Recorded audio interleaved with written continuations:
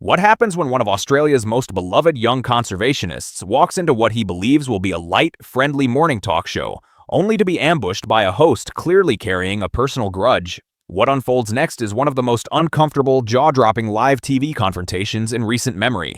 And trust me, no amount of preparation will brace you for just how fast this spirals out of control. But before we dive headfirst into this chaotic collision, pause for 1 second, hit that subscribe button, and tell me in the comments, should TV hosts be allowed to grill guests without doing even basic research? Because what you're about to witness is a masterclass in how poor preparation can ignite a public meltdown. Robert Irwin, the son of the legendary Steve Irwin, arrived on The View with genuine excitement. He was there to talk about his new wildlife docuseries and his ongoing conservation work around the globe. At just 20 years old, Robert had already spent the week hopping from show to show, effortlessly winning over audiences with his warmth, humility, and unwavering dedication to carrying forward his family's mission. Every interview before this one followed the same pattern. The hosts were welcoming, the questions were respectful, and Robert's sincerity shone through every time. But this appearance would be different, very different.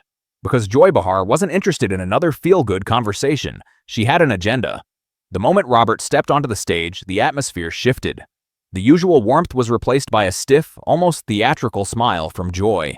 The rest of the panel fell unusually quiet, as if they sensed what was coming but felt powerless to stop it. Robert, polite as ever, greeted the hosts and the audience with his trademark enthusiasm, completely unaware he was walking straight into an ambush. "Welcome back to The View," Joy said, her tone sharp and cutting. "Today we're joined by Robert Irwin, wildlife conservationist and son of the late Steve Irwin." Then she leaned forward. "Robert, there's something I've been wanting to ask you." Robert shifted slightly but stayed composed. "Of course, Joy." Joy didn't hesitate. She narrowed her eyes and fired. She said she'd watched his interviews and documentaries and couldn't help but wonder if he was simply coasting on his father's legacy. What, she asked bluntly, had he actually accomplished on his own? The studio instantly froze. You could feel the air change. Robert's smile faltered for just a split second before he steadied himself, responding with the calm professionalism of someone who'd heard this accusation before. He explained that he'd been involved in conservation since childhood, had helped rescue thousands of animals, worked with endangered species programs, and devoted his life to protecting wildlife. But Joy wasn't satisfied. "That's exactly the problem," she snapped. He was still continuing his father's work. Where was his own identity? She accused him of copying Steve Irwin. "Dressing like him, acting like him, playing dress-up in khakis," she said, and demanded to know when he'd finally step out of his father's shadow.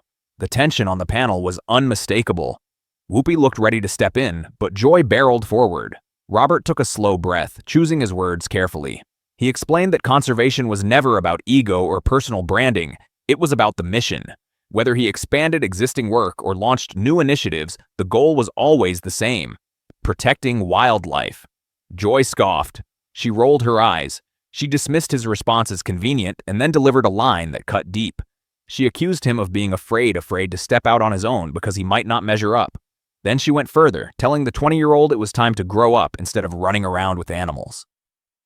That was the moment everything changed. Robert's expression hardened. The polite TV smile vanished, replaced by something raw and controlled. He repeated her words, playing with animals, his accent thickening as he spoke. He asked Joy if she had any idea what his work actually involved. Then he laid it out. He talked about rescuing a koala and her Joey from raging bushfires. He described breeding programs that reintroduced echidnas to regions where they had been extinct for decades. When Joy tried to interrupt, Robert pushed forward, his voice steady but powerful. He said he grew up watching his father relocate venomous snakes to protect families. He helped run a wildlife hospital that had treated over 100,000 injured animals. This wasn't a game. This wasn't a costume. It was responsibility. The studio went dead silent.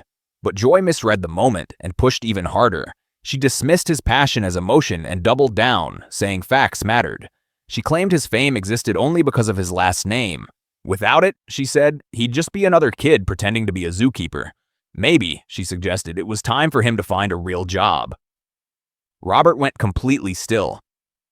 Everyone recognized that posture. The pause right before someone either stands up or snaps. "A real job," Robert repeated, so quietly it almost slipped past the microphones. Then he looked straight at Joy. "Do you know what my father was doing the day he died?" Joy's expression changed instantly. She hadn't expected this turn. The studio leaned in. He was filming a documentary about stingrays. Robert continued, his voice growing steadier, stronger. Not for fame, not for money. He did it so people could understand animals the world had misunderstood for generations. Joy swallowed. He died doing what he loved, educating the public and protecting creatures that don't have a voice. And then Robert cut deeper.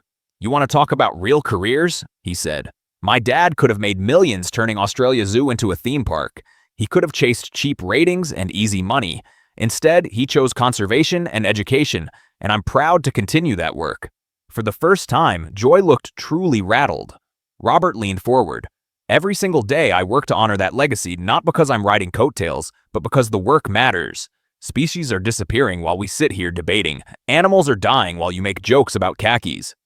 Whoopi tried to step in, attempting to cool the room, but it was too late. Robert wasn't finished. "Let's talk about your comments, Joy," he said calmly, almost surgically. "You didn't ask questions. You attacked my character. You dismissed my work. You mocked conservation. So let me ask you something. Would you say the same things to David Attenborough? To Jane Goodall?" Joy opened her mouth. No words came out. "And here's what really gets me," Robert continued. "You're criticizing someone who spends his life saving animals while you sit on television giving opinions. You want to talk about impact? How many species have you helped preserve?" The studio gasped. Joy stiffened, clearly flustered, and tried one final jab. "Maybe you just needed someone to tell you the truth. Not everyone thinks you're special because of your name."